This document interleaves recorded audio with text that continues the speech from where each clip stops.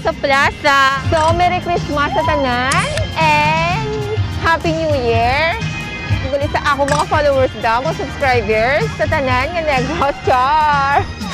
Ay nalipay gig ko sa Christmas na subong kay nakalagaw gig ko sa sobra kong busy sa akong ginaobra. So now lang gig ko nakalagaw.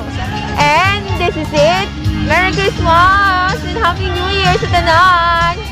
Wish ko tanan kita maging maayo sa pagsalubong sa 2021 sa mag-aabot nga 2021 tani maging successful na ta sa aton nga mga handom o padayon kita sa aton nga nga maayong lawas nan and to reporter ba nakakasaka sa kuon ko do hindi naging ko kabalo magambal no pero gina-try ko gid nga maging isa ako sa mga influencers then so, salamat ko gali sa mga viewers ko and mga abyan ko. Happy kita always and ignore all i-ignore naton ang mga toxic, negative this season.